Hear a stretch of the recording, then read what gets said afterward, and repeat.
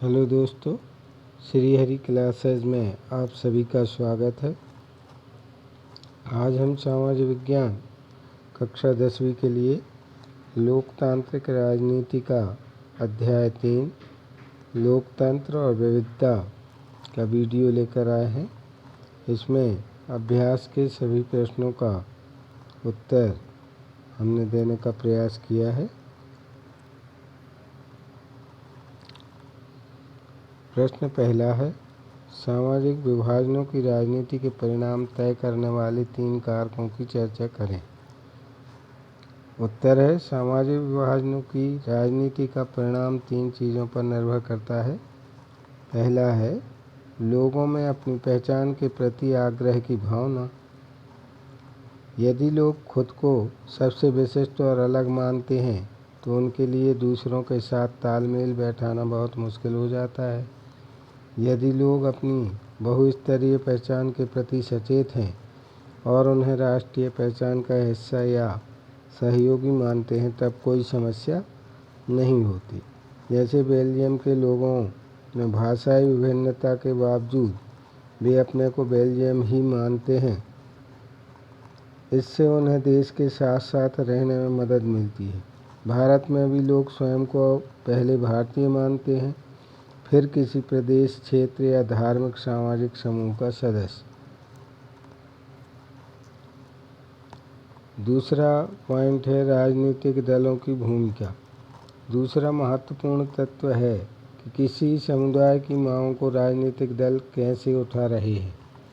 संविधान की सीमाओं में आने वाली और दूसरे समुदाय को नुकसान न पहुंचाने वाली मांगों को मान लेना आसान है। श्रीलंका में केवल सिंहलियों के लिए ही काम करने की नीति तमिल समुदाय की पहचान और हितों के खिलाफ थी। सरकार का रुख सरकार इन मांगों पर क्या प्रतिक्रिया व्यक्त करती है, यह महत्वपूर्ण है। यदि शासन सत्ता में साझेदारी करने को तैयार हो और अल्पसंख्यक समुदाय की उचित मांगों को पूरा करने का प्रयास ईमानदारी से किया जाए तो सामाजिक विभाजन मुल्क के लिए खतरा नहीं बनते। यदि शासन राष्ट्रीय एकता के नाम पर किसी ऐसी मांग को दबाना शुरू कर देता है तो उसके उल्टे और नुकसानदेह परिणाम ही निकलते हैं। ताकत के दम पर एकता बनाने की कोशिश विभाजन की ओर ले जाती है। इस प्रकार लोकतंत्र में सामाजिक विभाजन की राजनीति अभिव्यक्ति एक सामान्य बात है और यह एक स्वस्थ राजनीति का लक्षण भी हो सकता है। राजनीति में विभिन्न तरह के सामाजिक विभाजनों की अभिव्यक्ति ऐसे विभाजनों के बीच संतुलन पैदा करने का काम भी करती है। इस परिस्थिति में लोकतंत्र मजबूत ही होता है। दूसरा प्रश्न है, सामाजिक अंतर कब और कैसे सामाजिक विभाजनों का रूप ले लेता है। उत्तर हो जाएगा, हर सामाजिक विभिन्नता सामाजिक विभाजन का रूप नहीं लेती। सामाजिक अंतर लोगों के बीच बंटवारे का एक बड़ा कारण ज़रूर होता है, किंतु यही अंतर कई बार अलग अलग तरह के लोगों के बीच पुल का काम भी करती है। सामाजिक विभाजन तब होता है जब कुछ सामाजिक अंतर दूसरी अनेक विभिन्नताओं से ऊपर और बड़े हो जाते हैं। अमेरिका में श्वेत और अश्वेत का अंतर एक सामाजिक विभाजन भी बन जाता है, क्योंकि अश्वेत लोग आमतौर पर गरीब हैं, बेघर हैं, भेदभाव के शिकार हैं। हमारे देश में भी दलित आमतौर पर गरीब और भूमिहीन हैं। उन्हें भी अक्सर भेदभाव और अन्याय का शिकार होना पड़ता है।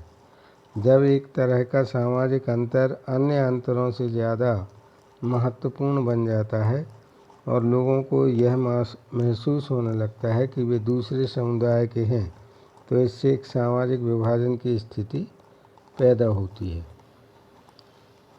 तीसरा प्रश्न है, सामाजिक विभाजन किस तरह से राजनीति को प्रभावित करता है। 2 उदाहरण भी दीजिए। उत्तर हो जाएगा सामाजिक विभाजन और राजनीति का मेल काफ़ी खतरनाक और विस्फोटक हो सकता है। लोकतंत्र में विभिन्न राजनीतिक दलों में प्रतिद्वंदिता का माहौल होता है। इस प्रतिद्वंदिता के कारण कोई भी समाज फूट का शिकार बन सकता है। यदि राजनीतिक दल इन विभाजनों के हिसाब से राजनीतिक होड़ करने लगे तो इससे सामाजिक विभाजन राजनीतिक विभाजन में बदल जाएगा। ऐसा कई देशों में हो चुका है, जैसे आयरलैंड इसका एक उदाहरण है। यह ग्रेट ब्रिटेन का एक हिस्सा है। इसमें काफ़ी समय तक हिंसा, जातीय कटुता रही है। यहाँ की मुख्य आबादी ईसाई है, किंतु उनमें 53% आबादी प्रोटेस्टेंट हैं, जबकि 44% रोमन कैथोलिक। कैथोलिकों को प्रतिनिधित्व नेशनलिस्ट पार्टियां करती हैं। उनकी मांग है कि उत्तरी आयरलैंड को आयरलैंड गणराज्य के साथ मिलाया जाए। प्रोटेस्टेंट लोगों का प्रतिनिधित्व यूनियनिस्ट पार्टियां करती हैं, जो ग्रेट ब्रिटेन के साथ ही रहने के पक्ष में हैं। 1998 में ब्रिटेन की सरकार और नेशनलिस्टों के बीच शांति समझौता हुआ, जिससे दोनों पक्षों ने हिंसक आंदोलन बंद करने की बात की। यूगोस्लाविया भी इसका एक उदाहरण है। यहाँ धार्मिक और जातीय विभाजन के आधार पर शुरू हुई राजनीतिक होड़ में यूगोस्लाविया कई टुकड़ों में बंट गया। इन उदाहरणों से लगता है कि किसी देश में यदि सामाजिक विभाजन है तो उसे राजनीति में अभिव्यक्त नहीं होने देना चाहिए, किंतु राजनीति में सामाजिक विभाजन की हर अभिव्यक्ति फूट पैदा नहीं करती। लोकतंत्र में राजनीतिक दलों के लिए सामाजिक विभाजनों की बात करना तथा विभिन्न समुदाय की उचित मांगों और ज़रूरतों को पूरा करने वाली नीतियां बनाना भी इसी कड़ी का हिस्सा है। अधिकतर देशों में मतदान के स्वरूप सामाजिक विभाजनों के बीच एक प्रत्यक्ष संबंध दिखाई देता है।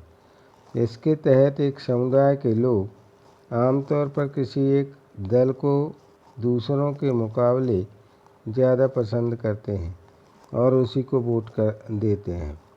कई देशों में ऐसी पार्टियां हैं जो सिर्फ एक ही समुदाय का ध्यान देती हैं और उसी के हित में राजनीति करती हैं, पर इन सबकी परिणति देश के विखंडन में नहीं होती। प्रश्न चौथा है, सामाजिक अंतर गहरे सामाजिक विभाजन और तनावों की स्थिति पैदा करते हैं।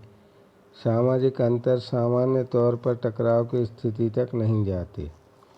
अन्य अंतरों से महत्वपूर्ण सामाजिक अंतर गहरे सामाजिक विभाजन और तनावों की स्थिति पैदा करते हैं। सभी किस्म के सामाजिक अंतर सामान्य तौर पर टकराव की स्थिति तक नहीं जाते।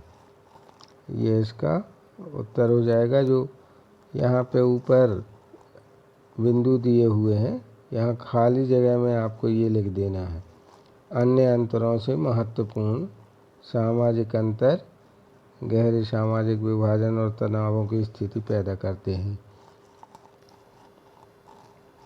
पांचवा प्रश्न है, सामाजिक विभाजनों को संभालने के संदर्भ में इनमें से कौन सा बयान लोकतांत्रिक व्यवस्था पर लागू नहीं होता?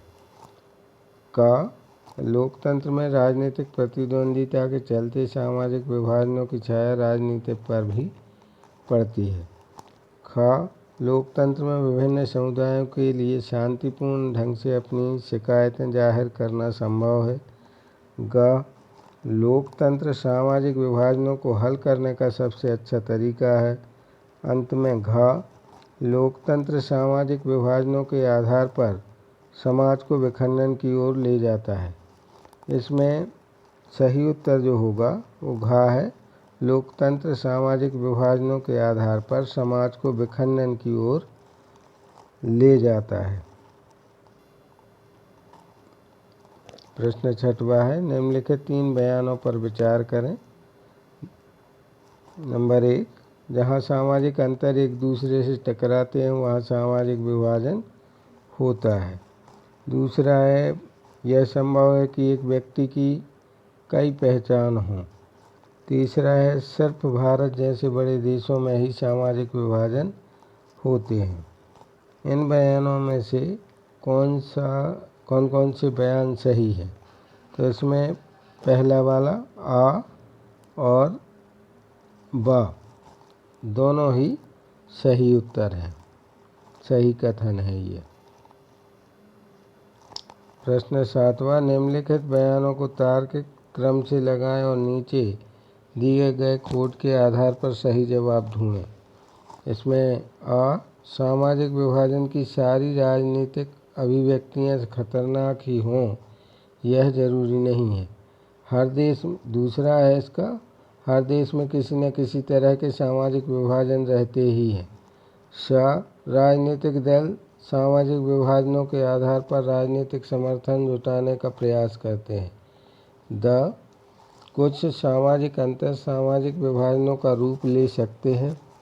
अब इन चारों में से सही उत्तर देना है। तो इसका सही उत्तर जो 4 नीचे दिए हैं इनमें से खा सही है।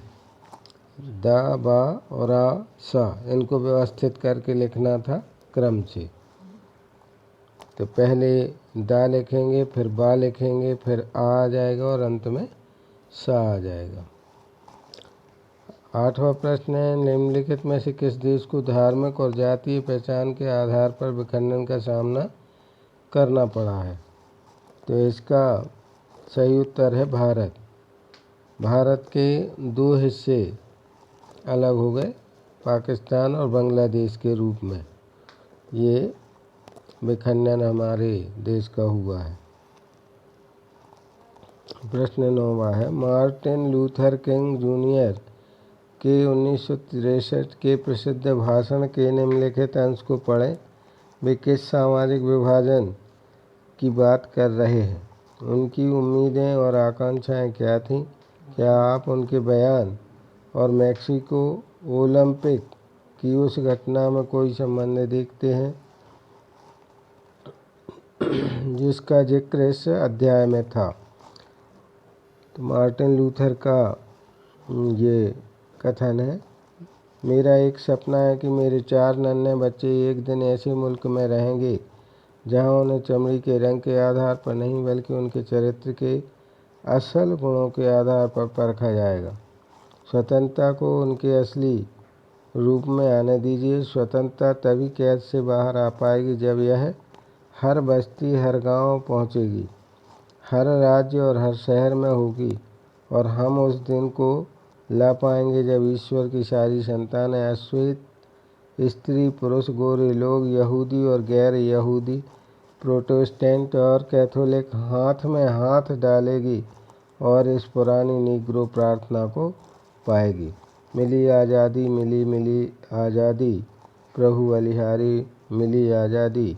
मेरा एक सपना है कि एक दिन यह देश उठ खड़ा होगा और अपने वास्तविक स्वभाव के अनुरूप कहेगा, हम इस स्पष्ट सत्य को मानते हैं कि सभी लोग समान हैं।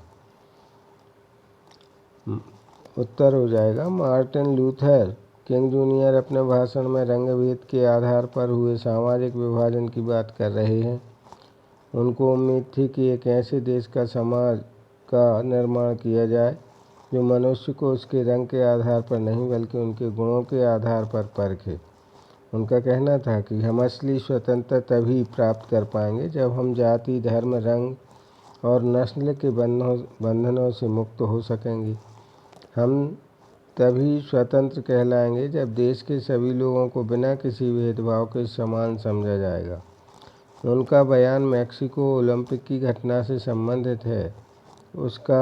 उस घटना के द्वारा भी रंगभेद के विरुद्ध आवाज़ उठाई गई तथा इनके भाषण में रंगभेद को गलत ठहराया गया। दोनों ही घटनाएं अलग अलग तरीके से रंगभेद का विरोध कर रही हैं। इस तरह से हमारा ये वीडियो पूरा हुआ। श्री हरि क्लासेस के अंतर्गत आपने यह वीडियो देखा। Thanks for watching this video. Please like, share and subscribe the channel. धन्यवाद।